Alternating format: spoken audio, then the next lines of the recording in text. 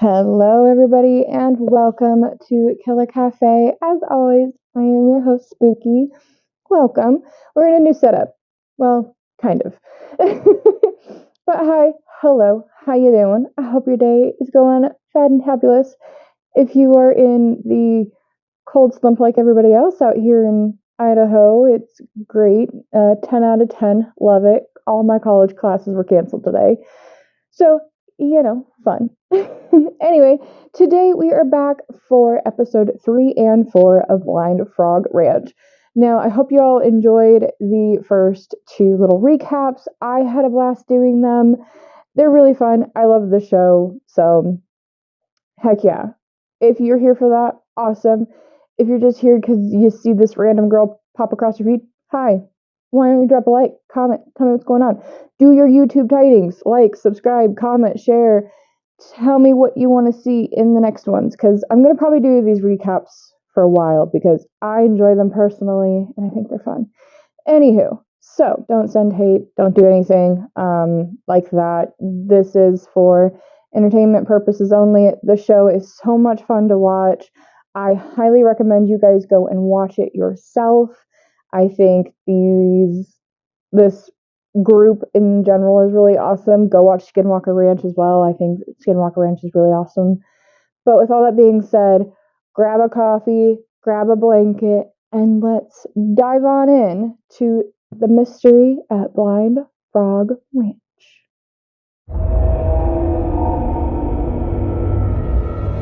So if you see me looking out to the side, it's just because I have my notes and I want to make sure that I'm hitting most of the points from the episode. So we have episode 3 called Mormon Gold, and we start off with Chad, Eric, Duane, and Charlie all looking over this video from the previous episodes. So the one with the box and them in the tunnels and wading through all this water, right? So they're going over it. They're talking about how amazing it is, but there has to be a dry entrance into this before they flooded it, or if there should be a dry entrance somewhere in these caverns. So Eric, the geologist, decides he wants to dye the water. In his brain, he thinks dyeing the water will help because as the water seeps in and seeps throughout the caverns, it should spread out and go to other places in this ranch and possibly show where there could be other entrances into the ranch and maybe give them a possible place to drill and find a dry entrance to get into these caverns. So they decide to dye this water, and he has this red pigment, and Chad decides to get into the bucket of the excavator that they have, and Duane throws him over the water, lowers him down, spreads everything out, and we see the chaos that ensues with them throwing the dye into the water. Okay, Duane, you can stir it up.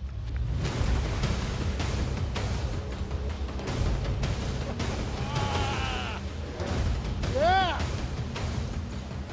Yeah! Wow. It's a wave pool, man.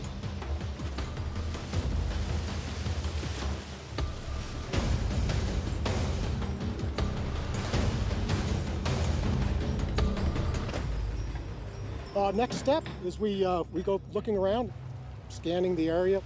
So they try to find this dye during the day. They kind of walk all over, well, not all over the ranch. They walk in this majority part of where these creeks and ponds are. They look everywhere for them. They even use a drone to fly over and look, but they're not finding anything. So they just decide to switch their tactics and go towards a nighttime excavation, I guess you could say, of these ponds, because in their mind, due to this pigment and the fact that it glows in the darkness with a UV light, they might be able to find it easier with this light. This is what it'll look like in the water, but we should also be looking on the banks. It will look like that. See that? It really stands out. It sure does. Wow. So they decide to tramp around in the nighttime, and as they're walking through, they find some footprints.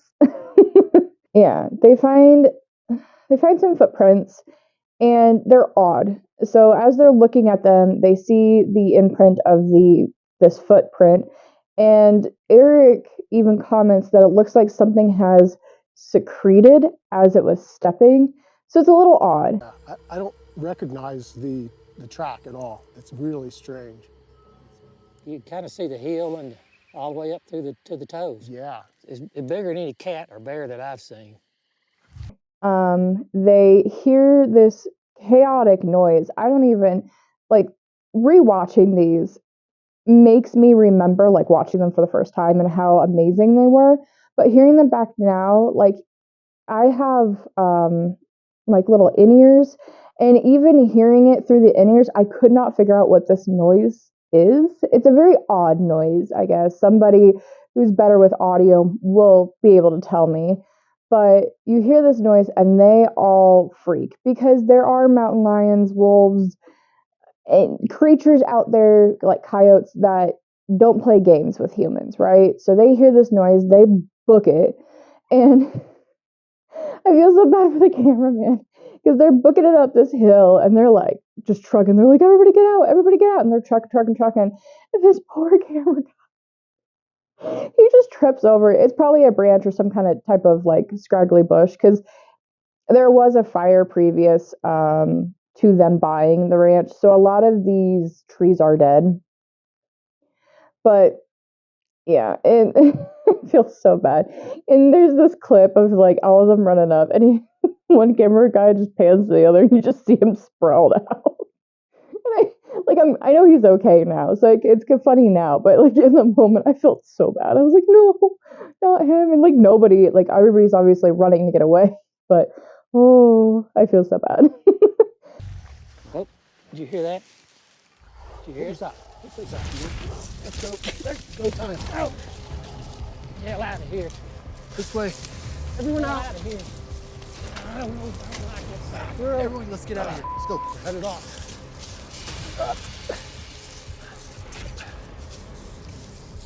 The road's just right up here, guys. Right up here. The road here. What the was that? So they decide to walk down the road a little bit and keep the lights around them. And earlier in the day, when they were kind of searching everything, they saw that these cedar trees were the only things that were living around this dry brush of trees. So they decided to come back afterwards and like in the darkness, and they find a teeny trail of this fluorescent dye, and they decide, okay, well, since it's coming from here and it's coming from this area, we're going to drill here and see what we can find here. Because cedar trees, apparently, as they're growing, they will dig their roots down and like tap into a water source. So for them, they're like, okay, well, if the cedar trees are growing and they're alive here, and there's this bioluminescent trail, there has to be some sort of water source in this area underneath that we might be able to tap into to figure out where the cavern is going. They flip to the next day where Charlie Boy is out metal detecting in this big area. He loves metal detecting. Chad tells fondly of a story of like, you always see the guy with the metal detector and the sandals and the beads and like kind of the hippie looking guy. That's Charlie. It's a really cute little moment. So Charlie has been up since the crack of dawn, and he's been rummaging around in this area where we will later know it to be called the Bead Cave. And this area, he finds a coin of some sort. So later on, Chad decides to join him, and they hike up back into this cave, and they're looking around, and everything they say is pretty much surface level. So what that means is that they're able to like swipe their metal detector and just cup up the dirt, and there it is. It doesn't really go that deep. So it's pretty crazy when you're watching it, because it's just like, how are things from so late, like so many years ago, just in these tiny little dirt piles, and nobody has seemed to find it yet. But they're digging through and they find I want to say like a handful of coins that are all from, I believe it's the 1800s, maybe the 1700s. I'll have to double check. But it's wild. They find just like a handful of coins. And obviously, Charlie and Chad are not coin experts and they do not know. So they decide to take it to a coin expert. While they are doing that, it also flips over back to Duane. And Duane is with Eric as well, and they are managing to find or like create a landing for the rat tail rig, rat hole rig. So they managed to make a landing for the rat hole rig, so it can come in and start to drill around where the cedar, and that way they're able to go in and see if they can't find an opening to this cavern. Later on, Charlie and Chad come back and show Duane the coins. They decide that they have to get a coin expert in and figure out what's going on, why these coins are here. So Charlie, being the 20-year sheriff department vet, decides he's going to get to the bottom of it. So he takes the coins and decides to go into town to talk to a couple of coin experts about what these possible coins are. Here's the deal. We need to find an expert that knows about these things. And Yeah, I'll start on some research on that. I think this is very interesting. I just don't know why in the world they would be on this ranch. When he gets there, the coin experts tell him about the story of the Lost Road mines. I bet you thought these were from the Lost Roads mine. I'm not a coin collector, so everything I learn is pretty much new. Your ranch is part of the most famous treasure hunt that's never been solved. Wow. All of those gold pieces were actually made from gold that supposedly is in this area. The story goes is that in about 1858, a Mormon leader by the name of Brigham Young sent Thomas Rhodes to befriend the Indians here in the southern slopes of the Uintas. And about 2.5 weeks later, the story goes that as he trotted along, gold nuggets were falling out of his saddlebags. So, and this gold of Thomas Rhodes, it came from Spanish conquistadors from nowadays Mexico City. They were said to enslave the Indians. Eventually, the Indians rebelled, killed their Spanish captors, and they took the gold and hidden it. And people have been looking for it ever since. And that's where the Lost Roads mine is, someplace up in these mountains. And your ranch is in that area. Pretty much that's how the whole story of the Aztec and the Mormon gold become one. But it's just so interesting of the story because it's kind of wild how they figure it all out, of like there's these lost road mines that you have to follow certain steps in place to find these mines, and you can only see it if you go to certain places at certain times. And he died before he told anybody of where these mines were. So Charlie comes back, talks to Chad and Duane, and tells them about the story of the Lost Road mines, and even states that the Indians gave Rhodes up to 60 pounds of gold, and proceeds to say, like, the Aztecs might not have brought up that much. Like, they probably had other mines around that they were able to dig in and dig through and find more gold.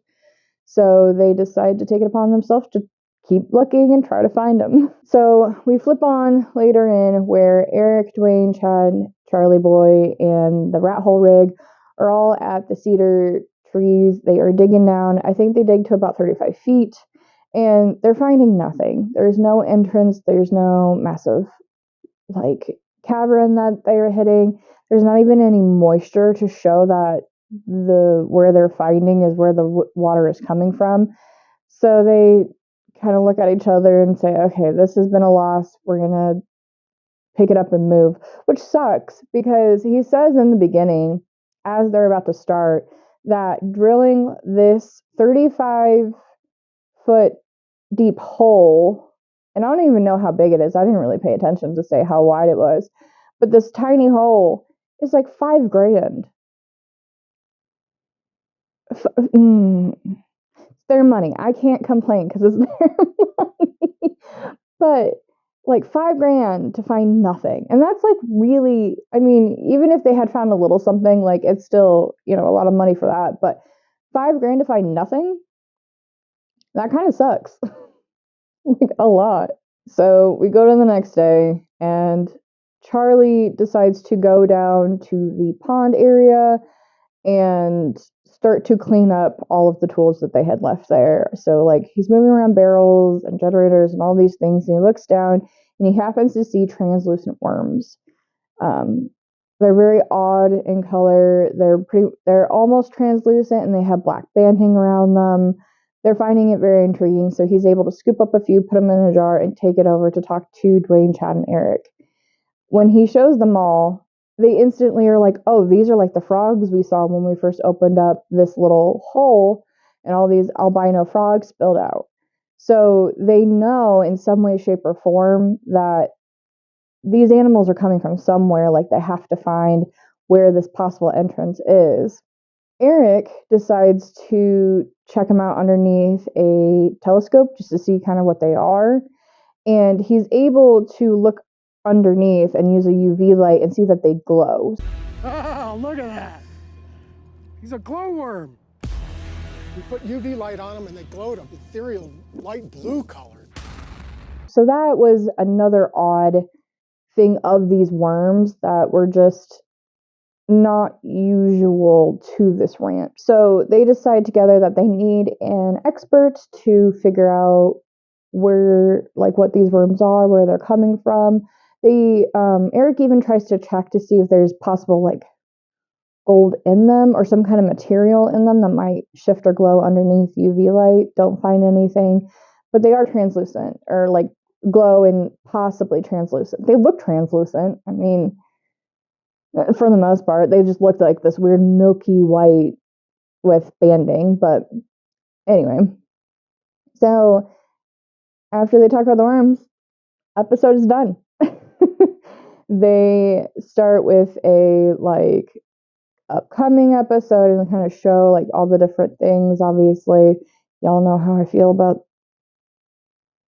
the next time on kind of thing, but it was a really interesting episode. Obviously, there's really cute little fun moments of like mixing up the water and all the like taking Chad over to like throw the dye in and stuff. It was just a pretty, I would call it a filler episode. I feel like these two episodes, 3 and 4, are very big filler episodes, mainly because they just nothing really goes on. Like they find some really cool finds, like obviously the coins. They did test the coins and found out they were fakes. So obviously it's not what they were looking for initially, but what can you do? Episode 4 is called Someone Was Here. So we start off with Chad talking to a biologist and asking him what these types of worms are. So the biologist states that they are horseflies and they are the larvae of the horseflies. So he explains how when the horseflies lay eggs, they lay them in an open area that drop into like tiny caverns of water. And so there has to be an area where these horseflies are laying the eggs and they're falling into this cavern, like this deep, dark cavern, to later get pumped out into what is now the pond. So Chad goes and talks to Duane and Charlie and Eric and pretty much states like, hey, these are horseflies. Like the way their patterns are, like they have to be coming from somewhere. And they even talk about how they probably got sucked up when Duane was mixing up the water with the dye. Probably was that vacuum action you were doing, that surging, brought them up to the surface. Has to be. And I had to put a vacuum on there somehow. I had to. So it created some kind of vacuum in that pond to yank all of these worms up into the pond for where they later saw them. So Chad and Eric, along with Charlie Boy, all decide to go hunting for a possible entrance and try to follow these horseflies, right? Now, I'm going to put a huge warning because a lot of people will probably get really upset about this.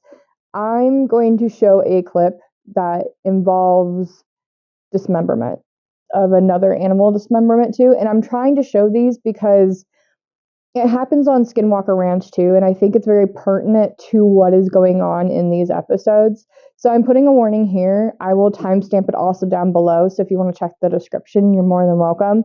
If you do not want to see these carcasses, just skip those parts. All right. I'll put a time code probably around here. If I can't, just check this description down below and I'll put it in print down below. But I think it's important, and I think it's very pertinent to what's going on in these episodes to not include at least a little chunk of a clip in what they're talking about. Okay? Warning. If you don't like it, click somewhere else, click ahead, or move on. It's your choice. So they're trying to find an entrance to this cave, and as they're going up these hills, they find a carcass, and it has no skin on it. It's fairly dismembered, and some of the innards are missing, but it's just laying out in the open. Like, vultures haven't even gotten it to it yet to take all the meat. So, and they were even saying that the animals that live out on this ranch, they normally take it back to their den to continue feasting on it, and it's not happening. So there has to be something else going on. And as they're going up to try to find something, they are finding bits and pieces of this animal as well. So they get up and they see this cavern, and it's kind of backfilled in a little bit. So Chad decides that he wants to go in. Now, they're constantly talking about it possibly being a mountain lion den, so they're not fully sure if they want to. But Chad is Chad. Like, that should just be the anthem for him. Chad is Chad. Chad will do whatever he can. He wants to find the gold. He's going to do what he can to find it. So he decides to rig up. He puts on a respirator to prevent him from possible contaminations or diseases that might be from rodents or other animals, and puts on a tie rope to, if he needs to get out quick, they can obviously yank him out. And he also has a CO2 detector on just in case the oxygen decides to disappear. Then he knows and he can get out. So he decides to crawl on in. He's going further in, and he figures out that as he's getting further in, it's getting tighter, but there might be a little drop off towards the end.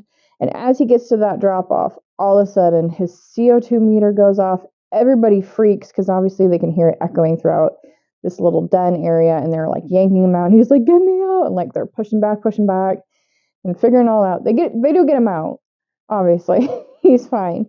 But in like this moment, he's like, it was really dizzy. Like, I couldn't really focus, and it was very terrifying. Because you have to realize, like, as they're doing this, they're putting their lives at risk. And mind you, it is television, right? I'm not going to knock the fact that it's television. But some of these cases that I see them do are like these spots where they put themselves. I just sit there and stare for a while because I'm like, is it television or are you actually doing these? And mind you, I would love to talk to anybody who is on these TV shows, and or like, if they can. Obviously, I know sometimes there's a contract where they're not allowed to talk to people, but I would love to sit down with them and ask them certain points in these episodes, like, hey, you were doing this, like, was it actually there, was it not? Anyway, my little tangents for today. Yay. So they yank him out, he sits down, tries to gain his breath back and everything, and then once they do, they're like, okay, let's go look somewhere else. See if we can't find something else that might show us where a possible entrance could be. So they decide to go hunting. So they're going around the mountains, going up and down, and they manage to climb over these rocks and kind of come down in this little basin area, I guess you could call it. And they look up and they see these petroglyphs. Oh, look at this. Oh, wow. Look at that. What do you got? These huge Wow. Charlie, carvings. look at this. These are obviously petroglyphs. And the petroglyphs are of these massive figures with beautiful headdresses, and like the petroglyphs are amazing, like the way they're done. You can see beadwork of like a necklace, and the petroglyph is standing there. It's a person standing there with their arms, and it almost looks like a world, a sphere, and they kind of have their arms wrapped around it. So it's a little interesting. So they think that it could be of some sort. They're going back and forth of what it possibly could be. One of them mentions Montezuma. It could be Montezuma or something having to do with his gold. And they decide to obviously take pictures, mark the location, and go back and tell Duane about it. I have to show this clip. This clip is so funny. So, as I said earlier, I think in my first recap, I love their little campfire scenes. I love them sitting down, kind of recapping what is going on. I feel like it's always midway through the episode, but they're sitting down, they're kind of telling him about the petroglyphs, what's going on, and how these petroglyphs look awesome. And Charlie is talking about how they have this beautiful regalia on.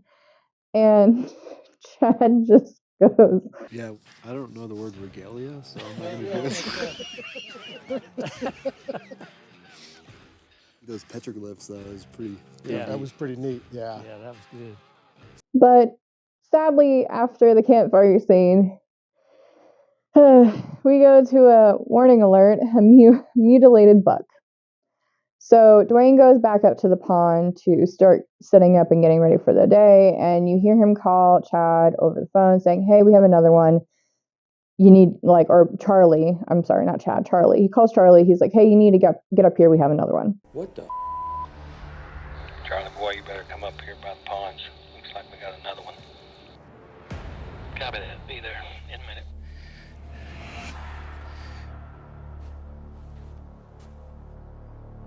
Damn, another one? Same type of scenario, it looks to me like. This buck was mutilated. It's the same damn thing. Ripped the head off. Kind of makes you wonder if somebody ain't leaving a message here. Where's Chadro at? I hadn't seen him in a little while. Hey, Chadro, you better come and look at this by the ponds.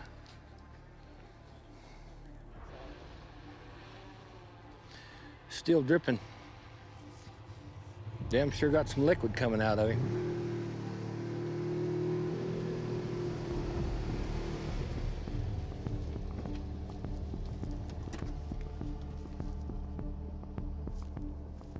It was just laying here? Mm-hmm.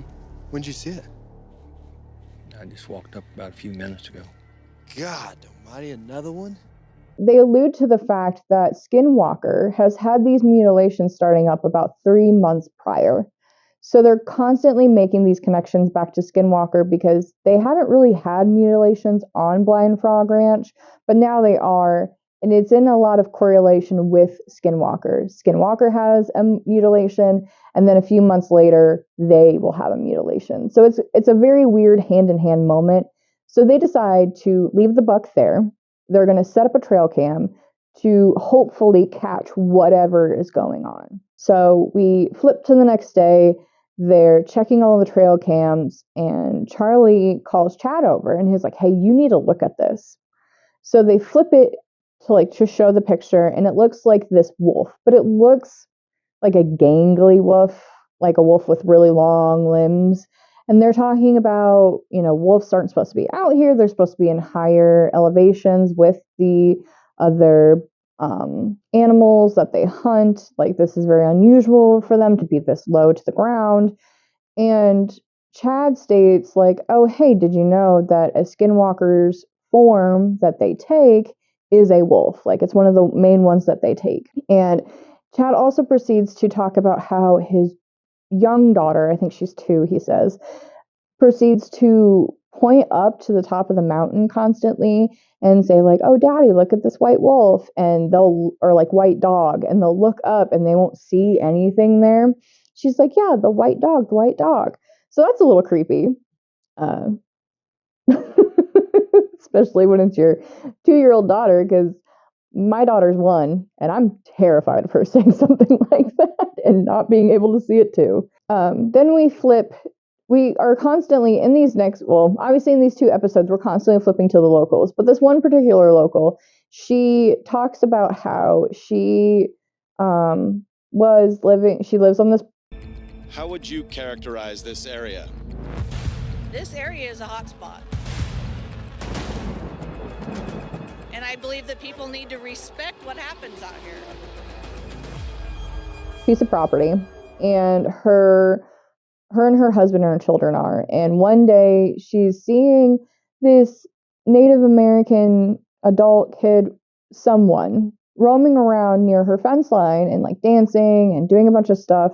And so she decides to consult one of her friends who's a shaman. They state that, oh, you need to get them off your property and stop this because they're trying to suck all the good out and give you all the bad by doing this. So she talks to her husband. She's like, we need to figure this out. I don't know what's going on. And then later on, she begins to see a wolf of some sort, or she calls it a white dog. But I mean, at this point, it's a wolf in my brain. So it starts walking the same fence line. It says that they come from the same area, but she either sees the wolf or the native. She doesn't see anybody else that goes on that. And then one day she says the wolf manages to get within her property line. She's getting really confused and upset, and she just doesn't know what to do. Well, one day she peeks out the window and she sees that all of her horses that she has are like butt to butt, freaking out. And she sees that the wolf is creeping up towards them. So she proceeds to grab her shotgun off the wall and go out. And she's like, I had one bullet, so I knew I had to hit him square. So she goes, shoots him, kills him dead. Supposedly, he just dropped. So she's like, okay, well, he's done. She calls her husband, says, hey, when you get home, can you please go get the wolf that's in the pen and get rid of it? Husband comes home, nothing's there. No bullet, no blood, no body, nothing. And then she says that later on, she wants to say like, I think it's like 2 or 3 days later, in the newspaper, a native child had died at his home of a gunshot wound. And she's like, I knew it. It was a skinwalker. And I'm like, okay. Might have been a coincidence, but they keep saying like, you just don't mess with whatever's out here. You try to respect it as much as possible, try not to mess with it as much as possible, and just live in cohabitation, apparently. So we flip tonight, and Chad decides to walk around and try to find a possible cave. He's very determined to find these caves. He's like, we found these coins, we found the trickle by the cedar, we have to be able to find this cave. So he decides to go to the opposite side of where the pond is and start looking around. They look for a while, and he decides to sit down with the camera person that's with him, and he's just like, hey man, I'm sorry for keeping you up so late. We're not really finding anything. Let's just head back. We're done. I can't find anything. Let's head back. So as they're heading back, obviously like they're scanning everything just to make sure, and Chad happens upon a cave. So he's instantly like, there's a cave, and it goes pretty deep. We have to call everybody. So he instantly calls Duane, Charlie, and Eric, and they're like, hey, bring hard hats, lights, like, there's a cave, we got to get in there. So everybody shows up, have a grand old little party, and decide to go in and see how far it goes back. So as they're going in, they notice the fact that it's handmade, it has not been blasted. There are markings in there of being handmade, because normally you'll see like little blast caps everywhere that they can all shove in and explode, and they're not seeing any of that. So they continue back, and as they get back there, they notice that it just ends. It doesn't really go anywhere, doesn't dip down, doesn't go anywhere, it just ends. And they're commenting on the fact that it's opposite of where the pond was. So they have this theory that someone was trying to get into the caverns, but through a different way from where they were, and they just kind of stopped halfway through the mountain and decided not to keep going to the caverns, whatever that may be. There's also a cute moment with a bat, and I'll insert it here because it's just funny. Get out! He's found me. No! He's going after. Let's get out. I'm gonna get the out of here. He likes you, doesn't he? Yeah, he likes me. You guys act like he's up on the ceiling now. He's in my face. That ain't funny, man. Well, I kind of thought it was. So we flip to the next day, and Chad talks about how having so much acreage is really difficult because going out and being able to scan is very hard, but they try. And he talks about how you will miss animals that have been killed or died or whatever, and you'll happen upon their bones later on. But he talks about how this particular site that he has found is just a pile of cow bones. He's like, normally you'll see them either scatter around due to vultures or due to the predators ripping them apart for the meat. But it almost looked like whatever happened to the cow happened and nothing wanted to touch it at all. So they obviously just kind of died and disintegrated right there. And he talks about how, like, he had a friend come out and look at it. And he's like, yeah, this looks a lot like what happens over on Skinwalker, where they will have cows die all the time and no predators will touch them. And so it's very just odd for them and they don't really know what to do. So they kind of go back and forth. And I think it's a very interesting point because this is the first time heavily that they're connecting themselves to Skinwalker. And mind you, like I said in the previous recap, they're about 20 miles away. So it's a very close quarters, but not close quarters moment. And to see the similarities between the two is very intriguing in my eyes, because if you think about the fact, if the Skinwalkers are real, then they're having a big issue with the fact that there are probably multiple Skinwalkers walking around and terrorizing not only are these two specific ranches, but all of the locals in between and in these cities around these two ranches. So we flipped then to Charlie showing up and asking, I believe he's at like a courthouse or something, but he's asking for the county records of Blind Frog Ranch. So they're digging through the county records to see if these petroglyphs possibly show an Indian burial ground, because if that happens, then they have to obviously stop digging, section off that area that is an Indian burial ground, and release it to the Indians. They don't want to, or the natives, they don't want to keep continuous digging. They want to make sure everything's all good before they move forward with any more digging. So they look, and around the time that they think the petroglyphs were possibly done, it's American federal ground. So they don't have to worry about that. So, because he even specifically asks, he's like, would there possibly be any type of native burial ground?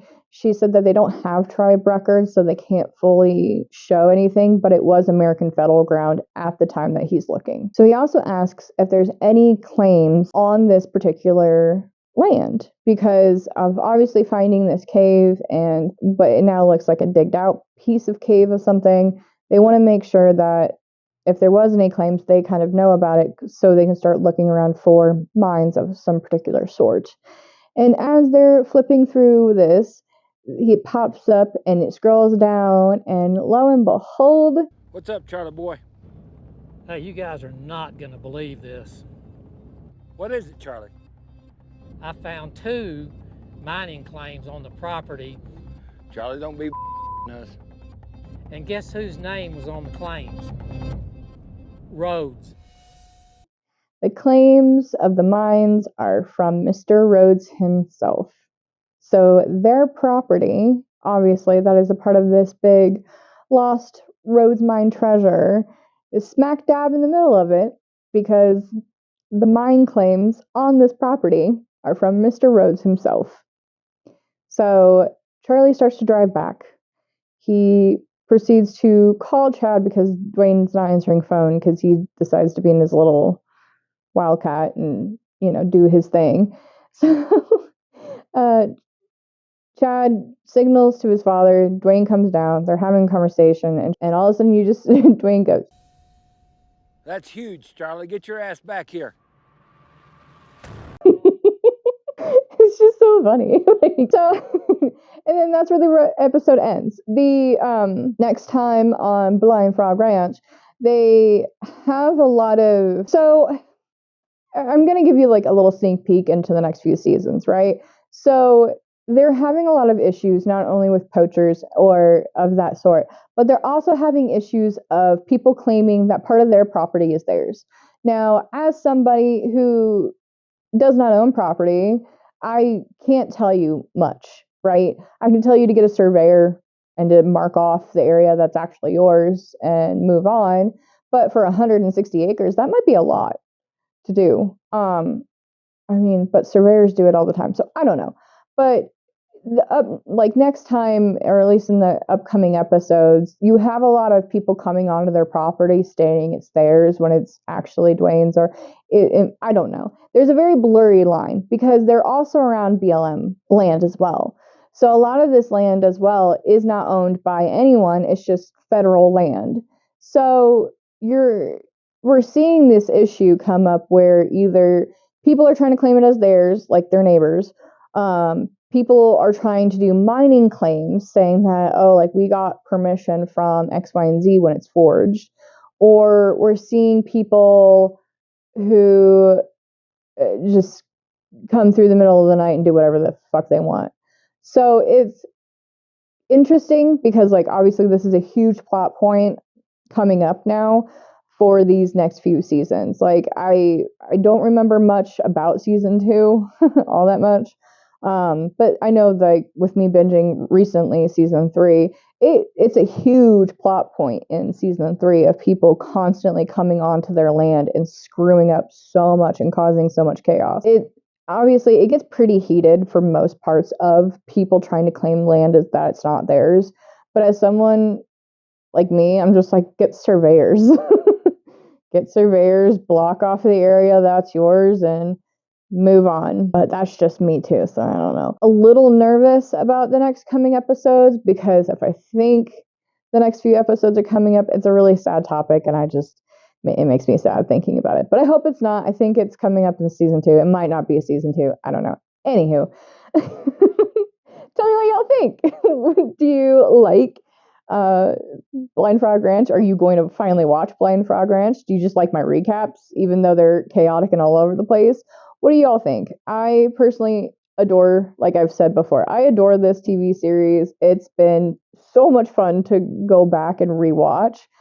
I love this. I love this so much. They're so awesome. And even the little fun interchangeable moments make me like laugh, obviously. But it's hard to explain. But it makes you kind of feel like you're part of the community when you're watching it because they let in personal moments to almost like wrap you in more. And I know a lot of TV shows do that. Like Friends, for instance, has a cult following. My goodness. And as someone who was in the 90s, yeah, nah. But what do y'all think? Let me know in the comments down below. Please like, share, YouTube tidings, all that jazz. Do you like this recap? Do you wish I would stop? Let me know. I might at least try to finish season 1. I really enjoy season 1. It was just really fun for me. I might recap some of season 2. If I do, I might just do like bulk episodes instead of like 2 per. I might just do a full bulk one and then move on and so forth. But yeah, let me know down below. Thanks so much for being here. If you made it to the end of this, thank you. I love you so very much. I appreciate you so much. I hope you all have a beautiful day or night or anything in between. I hope you all stay warm, mainly, because out here in where I live in Idaho, it is like 2-3 degrees maybe. Anywho, I hope you all stay warm. I hope you all are being safe. And with all that being said, I love you. Thank you so much for watching, and I will see you all in the next one. Bye!